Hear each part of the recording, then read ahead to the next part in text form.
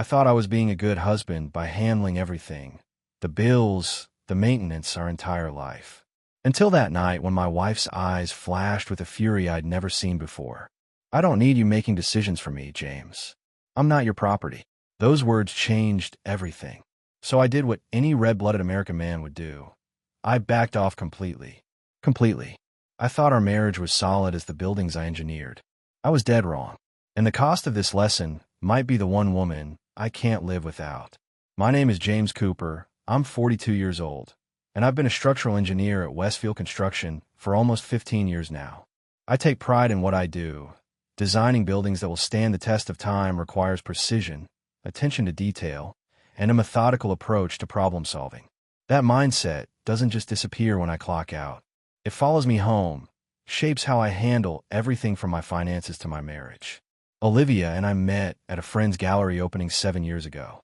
She was showcasing some of her interior design work. These bold, creative spaces that somehow managed to be both artistic and functional. I was immediately drawn to her. She had this energy about her, this spontaneity that was completely foreign to my carefully planned life. We were married within a year. It was fast, but it felt right. She was everything I wasn't: creative, free-spirited, impulsive. Where I saw spreadsheets and schedules, she saw possibilities and inspiration. I thought we balanced each other out perfectly. From day one, I naturally took charge of our shared responsibilities.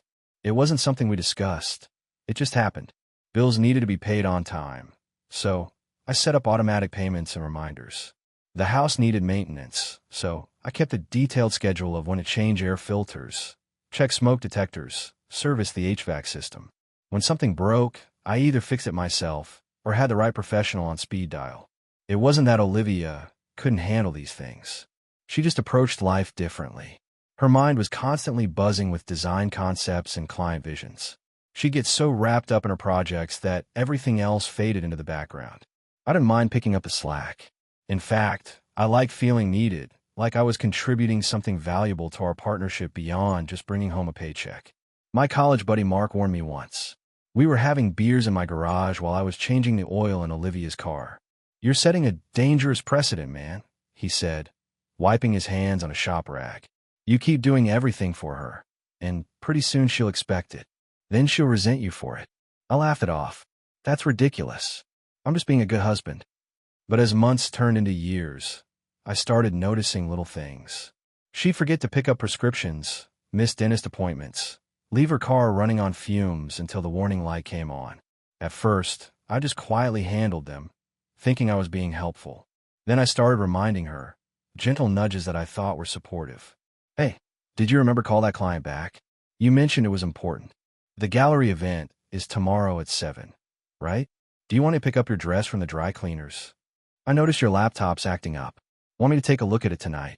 Looking back, I can pinpoint exactly when her smile started getting tight around the edges, when her thanks began to sound more like "leave me alone." But at the time, I was blind to it all. I thought I was being the devoted husband, the solid foundation she could build her creative life upon. God, I was clueless. I first noticed something was off about 6 months ago. Olivia and I were having breakfast. Well, I was having breakfast. She was scrolling through Pinterest for inspiration while absently picking at a piece of toast. I was going through my mental checklist for the day. "Don't forget you have that client meeting at the Thompson house at 2. I reminded her, sipping my coffee. "And the electrician is coming to fix the kitchen pendant lights around 4. I'd go with you, but I've got that structural assessment for the riverfront project." She didn't look up from her phone, but I caught the slight tightening of her jaw. "I've got it under control, James." "I know you do," I said quickly. "Just thought I'd remind you, since you mentioned being in the zone with the Henderson project yesterday. Didn't want it to slip your mind." That's when she put her phone down and gave me a look that made my stomach drop. It wasn't anger exactly. It was something worse, disappointment mixed with irritation. "Do you think I'm incapable of managing my own schedule?" Her voice was quiet, controlled, but with an edge I rarely heard. "What? No, of course not. I was just trying to help. By treating me like I'm your forgetful child instead of your wife." She picked up her mug, staring into it like it contained answers to questions I didn't know she was asking. "This is the 3rd time this week you've reminded me about something." I was thrown off balance. In my mind, I'd just been doing what I always did, keeping our lives running smoothly. It never occurred to me that my helpful reminders might feel like something else entirely to her. I didn't mean to sound condescending. I said carefully. Force of habit, I guess. At work, I'm responsible for making sure nothing falls through the cracks. I'm not one of your job sites, James. She stood up, picking up her plate. And I'm not one of your subordinates. I've been managing my own business for years. Somehow, I muddled through before you came along. She was really ticked off, and I felt like I'd shown up to a gunfight with a butter knife. Where's all this coming from? Before I could respond, her phone buzzed with a text. That's Megan, she said, referring to her assistant. I've got to head out. The fabric samples for the Donaldson project arrived early. Olivia, can we talk about this later? I feel like we're. Sure, whatever. She grabbed her portfolio and car keys. I'll be home late. Don't wait up. The door closed behind her with a bit more force than necessary, leaving me sitting there, completely blindsided. What the hell just happened? Throughout the day, I replayed the conversation in my head. Was I really being condescending? I didn't think so. I was just being thorough, making sure nothing important got missed. That was my love language, taking care of details so she didn't have to worry about them. But maybe I'd gone overboard. The more I thought about it, the more examples came to mind. Texting her reminders about appointments. Double-checking her calendar against mine to make sure we didn't have scheduling conflicts. Taking her car for oil changes without being asked because I knew she'd forget until the dashboard lit up like a Christmas tree. By the time I got home that evening, I convinced myself I needed to back off a bit. Give her some space to handle things her own way, even if it wasn't as efficient as mine. It was a hard pill to swallow, the idea that my help might not be as helpful as I thought. But that resolution lasted about as long as it took me to walk through the front door and find a notice from the power company sitting on the counter. Final warning before disconnection. I stared at it, the words blurring slightly. This was exactly the kind of thing I usually handled. The kind of thing I try to prevent by setting up autopay on all our utilities. When Olivia got home around 9, I was sitting in the living room, the notice in my hand, feeling both vindicated and conflicted. Hey, she said, dropping her bags by the door. She looked tired but satisfied, the way she always did after a productive day with clients. Sorry about this morning. I was stressed about the Henderson deadline. I held up the notice. The power bill hasn't been paid for 2 months. The power bill? Olivia dropped her bag on the counter. That's what you're waiting up to ambush me about. I'm not ambushing you, I said, keeping my voice level. I'm just concerned. They're threatening to disconnect service. She snatched the notice from my hand. I thought you set up autopay. I did, but the card expired last month, and when I asked if you'd updated it, you know what? Just stop. Olivia held up her hand. This is exactly what I was talking about this morning. You act like I can't handle basic adult responsibilities. I felt my patience wearing thin. The evidence suggests otherwise. Wrong thing to say. Her eyes narrowed dangerously. So now I'm what? Incompetent? Irresponsible? Is that how you see me? That's not what I meant. I stood up, trying to defuse the situation. Look, we're both tired. Let's talk tomorrow. No, let's talk now. She crossed her arms. For years, I've let you take charge of everything. The bills, the maintenance, the scheduling. And you know why? Because it made you happy. You got to be the responsible one, the one who kept everything running. I was trying to help. You were trying to control me. Her voice rose. Every reminder, every suggestion, every time you step in to fix something, it's all about control. That's ridiculous, I scoffed. I've been carrying this household because you can't be bothered to remember basic responsibilities. I knew immediately I crossed a line. The hurt in her eyes cut deeper than any anger. I don't need you making decisions for me, James. I'm not your property. I'm your wife, your equal, and I'm done being treated like a child. The silence that followed was deafening. All the frustration drained out of me, replaced by a hollow feeling in my chest. Fine, I said quietly. You want independence? It's yours. Handle your own affairs. I'm done reminding you, checking up on you, or fixing your mistakes. Good. She tossed the power notice on the counter. That's exactly what I want. I nodded stiffly. Just don't come running to me when things fall apart. Trust me, I won't. She turned and walked away, disappearing in her home office. I stood there, feeling like something fundamental had just broken between us. If she didn't want my help, she wouldn't get it. I was done being the bad guy for trying to keep our lives on track. The next morning, I left for work before Olivia was up. No more reminders about upcoming deadlines. No suggestions about her schedule. It felt strange, like I was deliberately ignoring a burning building. But she'd made her feelings crystal clear. My help wasn't welcome anymore. At the construction site, my colleague Mike noticed something was off. "You look like you got hit by a cement mixer," he said, handing me a coffee. "Trouble in paradise?" "Just a fight with Olivia." I adjusted my hard hat, squinting at the half-finished structure before us. "She thinks I'm too controlling." Mike snorted. "All wives say that, man. They want independence until the toilet breaks or the car won't start. Then suddenly Mr. Control Freak becomes Mr. Fix-It." I wasn't so sure. The hurt in Olivia's eyes had seemed genuine. Maybe I've been micromanaging her. "So what's your play?" Mike asked, checking the blueprints. "I'm backing off. Completely. She wants to handle her own affairs. Fine by me." "Cold turkey, huh?" Mike raised an eyebrow. "Bold strategy." For the next week, I kept my promise. When I noticed Olivia's design supplies scattered across the dining table, something that would normally prompt a suggestion about storage options, I walked right past. When her car's check engine light came on, I said nothing. When she mentioned an upcoming client presentation, I didn't ask if she'd prepare her portfolio. It wasn't easy. Every instinct screamed to step in, to take charge, to make sure things ran smoothly. But I resisted. At first, Olivia seemed pleased with my newfound restraint. The tension between us eased slightly. She even thanked me one evening. "I appreciate you giving me space," she said cautiously over dinner. "It means a lot." I nodded, resisting the urge to point out that her schedule for tomorrow conflicted with a dental appointment she'd made months ago. Just respecting her wishes. For a moment, I thought maybe this new approach could work. Maybe we needed this reset to find a healthier balance. Then came the Henderson project disaster. Olivia had been working on this upscale renovation for months. The clients were demanding, with expensive taste and impossible deadlines. Without my usual check-ins, I had no idea how far behind schedule she'd fallen until I heard her frantic phone call with her assistant. "What do you mean they're delivering tomorrow? The space isn't ready. The contractors haven't even finished the..." She noticed me pretending not to listen and lowered her voice, disappearing into her office. I could have offered help. Before I would have. Instead, I sipped my coffee and opened the newspaper, ignoring the knot of concern in my stomach. The Henderson disaster unfolded like a slow-motion car wreck. I watched from the sidelines as Olivia scrambled to salvage what she could, making frantic calls to contractors and suppliers. Part of me, the fixer part, was itching to jump in with solutions. But every time our eyes met, I remembered her words. "I'm not your property." So I stayed in my lane. When she rushed out the door at 6 a.m. with her portfolio and 3 sample boards, I didn't remind her that she'd left her phone charging on the kitchen counter.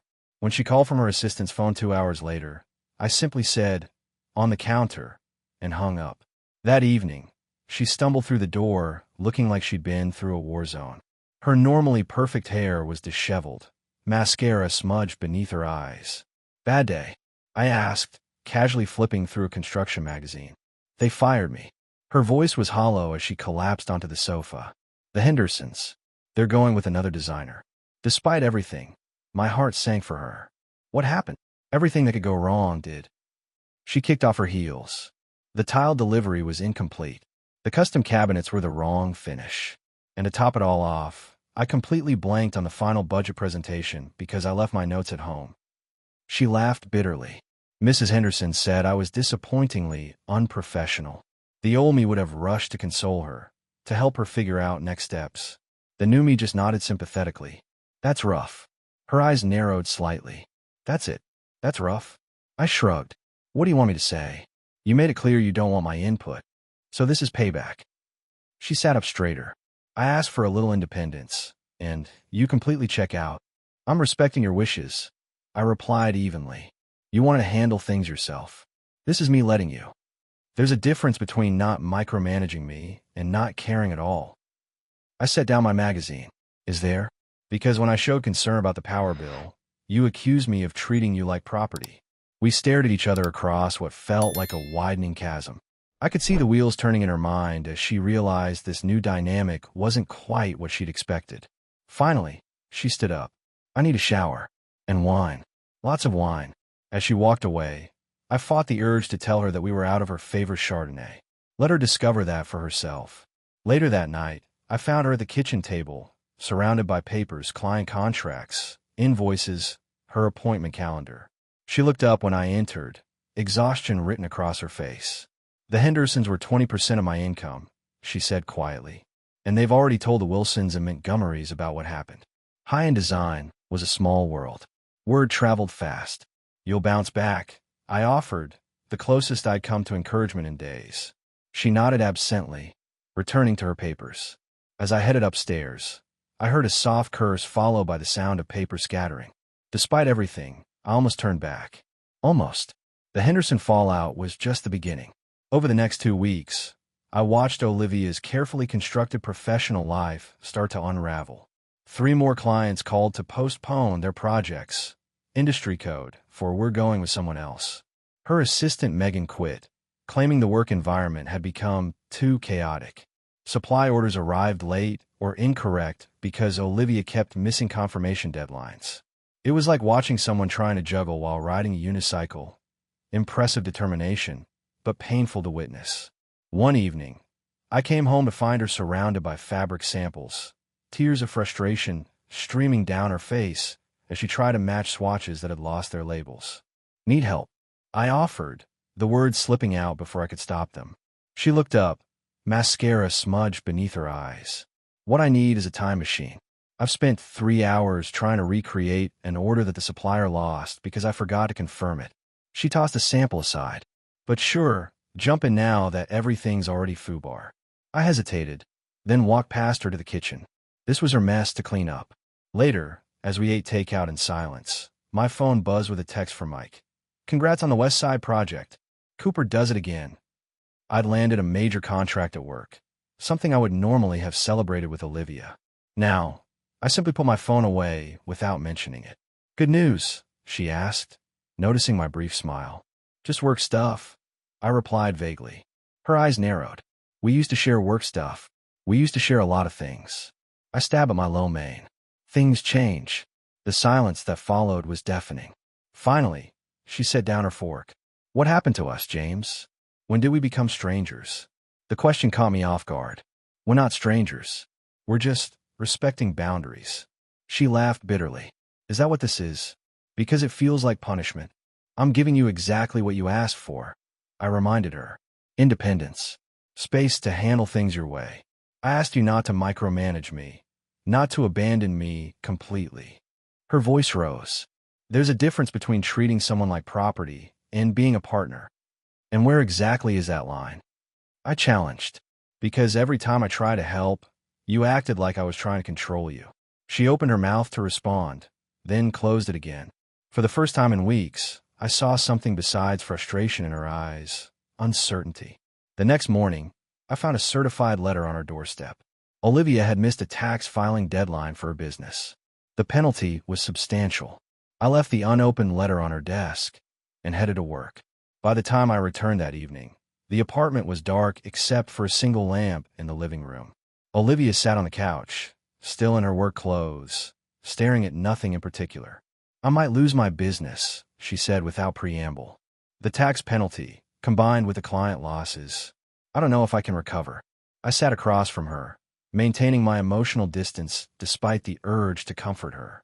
"What are you going to do?" "I don't know." Her voice was small, defeated in a way I'd never heard before. "I really don't know." For the first time, I wondered if I'd taken this lesson too far. "You look like hell," Mike commented as we reviewed blueprints. "Still fighting with a wife?" I rubbed my eyes, exhausted after another sleepless night. "It's complicated. Always is." He leaned against a trailer wall. "You still giving her the cold shoulder?" "I'm not giving her anything. That's the point." I tossed my pencil down. She wanted independence. She got it. Mike shook his head. "You're being a jackass, you know that." "Excuse me." "She asked you to stop micromanaging her, not to check out completely." He crossed his arms. "There's a difference between treating your wife with respect and abandoning her." His words hit too close to Olivia's accusation. "I'm not abandoning her," I protested. "I'm just letting her handle things her way, while watching her crash and burn." Mike's voice hardened. "That's not love, man. That's pride." I wanted to argue, but something in his words resonated uncomfortably. Was this really about respecting Olivia's wishes? Or was I just trying to prove a point? That night, I caught Olivia hunched over spreadsheets at 2 a.m., calculator in hand, trying to figure out how to keep her business afloat. Dark circles shadowed her eyes. Her normally immaculate appearance had given way to unwashed hair and wrinkled clothes. I made 2 cups of coffee and set one beside her. She looked up, surprised. "Thanks. How bad is it?" I asked, genuinely concerned. "Bad." She pushed her hair back. "I might have to sell the studio space, work from home until I rebuild my client list." For the first time in weeks, we were having a real conversation instead of trading barbs. It felt like a fragile truce. "I'm sorry about the Henderson account," I said carefully. "It's not your fault. You didn't sabotage me." She sighed. "I did that all on my own." "You made mistakes," I acknowledged. "Everyone does." She looked at me with tired eyes. "Is that what this has been about? Teaching me that I can't manage without you?" The question stung with its accuracy. "Maybe at first," I admitted. "But that was wrong. We both screwed up." She closed her laptop. "I pushed you away because I felt controlled. You withdrew completely to prove a point. So where does that leave us?" She shook her head. "I don't know. But I'm too exhausted to keep fighting." As she shuffled to bed, I stayed at the table, staring into my coffee. Mike was right. I've been a jackass. This wasn't about helping Olivia learn independence. It was about my wounded pride, my need to be right, and it was destroying us both. Olivia was gone when I woke up the next morning. A note on the fridge simply read, "Meeting with bank. Back later." I knew what that meant. She was trying to secure a loan to keep her business afloat. My first instinct was to call my financial advisor for advice, maybe pull some strings with clients who might need design work. But I hesitated, unsure if my help would still be viewed as control. Instead, I did something I hadn't done in years. I took a day off work. I spent the morning cleaning the apartment, tackling the clutter that had accumulated during our Cold War. Then I went to her studio. The space that had once buzzed with creative energy now felt abandoned. Sample books gathered dust. Her design board, usually overflowing with inspiration, was half empty. On her desk sat a stack of unopened bills and a notice of late rent. This wasn't what I wanted. I never meant to contribute to the collapse of something she'd worked so hard to build. I was loading her supplies into boxes, thinking she might need them at home if she lost the studio, when I heard the door open. Olivia stood there, looking confused and slightly defensive. "What are you doing here?" "Helping," I said simply. "Or trying to." Her brow furrowed. "Why now?" It was a fair question. "Because I've been an ass," I admitted. "This wasn't about respecting your independence. It was about proving a point." She leaned against the doorframe, arms crossed. I wasn't much better. "How'd it go with the bank?" I asked. "They turned me down." Her voice was steady, but I could see the defeat in her eyes. "Credit score's too low after the tax penalty." I nodded, absorbing this. "What's your plan?" "Close the studio. Work from home. Start over, basically." She shrugged, trying to appear nonchalant despite the pain I knew she was feeling. "Can I make a suggestion?" I asked carefully. When she nodded, I continued, "Don't close yet. Let's look at all the options first." You want to help now?" "I've always wanted to help Olivia. I just did it wrong." I set down the box I was holding. "I treated you like one of my projects, something to be managed and optimized. That was wrong." For a long moment, she just looked at me. Then she said quietly, "I didn't exactly handle things well either. I wanted independence, but wasn't prepared for the responsibility that came with it." It wasn't full reconciliation, but it was a start. The first honest conversation we'd had in weeks without anger or accusations. "Can we start over?" I asked. "Not with me taking charge or you struggling alone, but as partners." She walked over and picked up a design board. "Partners. I'd like that." Then she added, with the hint of a smile, "As long as you promise not to organize my sample books by color again." "Deal." The next few weeks were an exercise in rediscovering each other. We established what Olivia jokingly called the New World Order, a conscious effort to redefine our roles without falling back in old patterns. I helped her create a business recovery plan, offering suggestions rather than directives. "Have you considered reaching out to the Petersons?" I asked one evening. They mentioned wanting to renovate their lake house.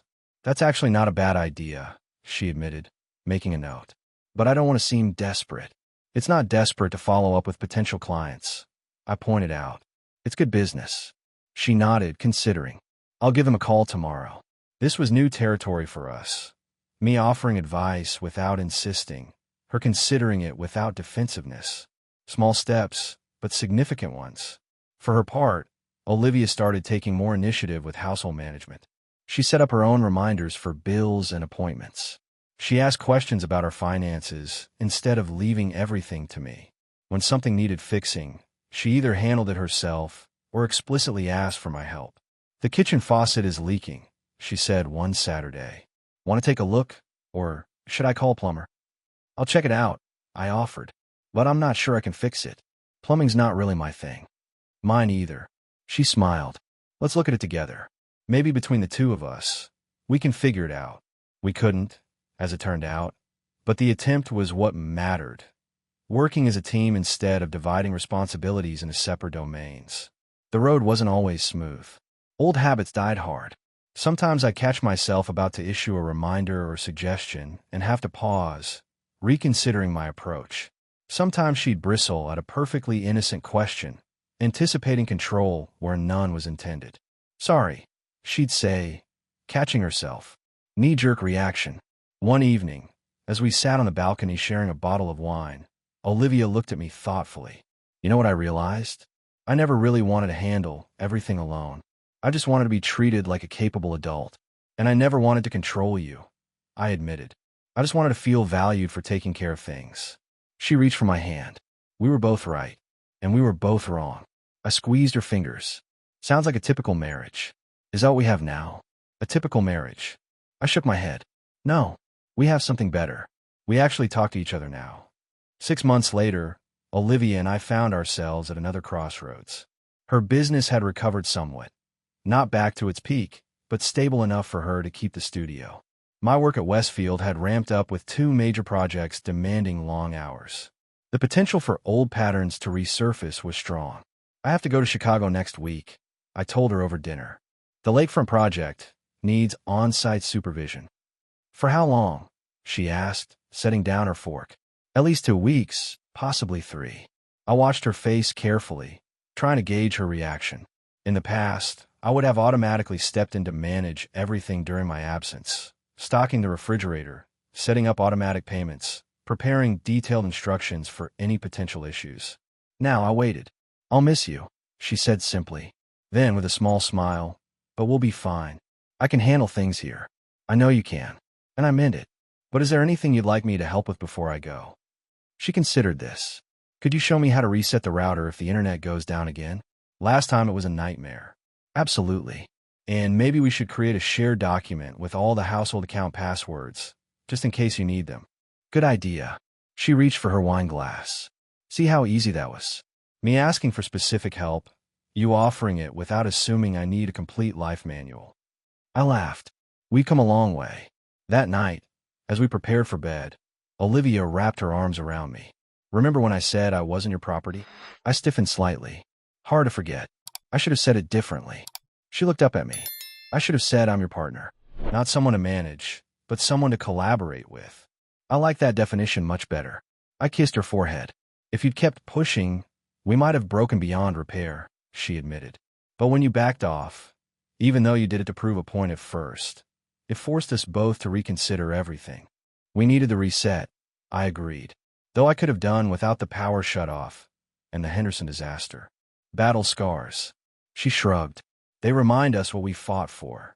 On my last night before Chicago, we sat on the balcony watching the sunset.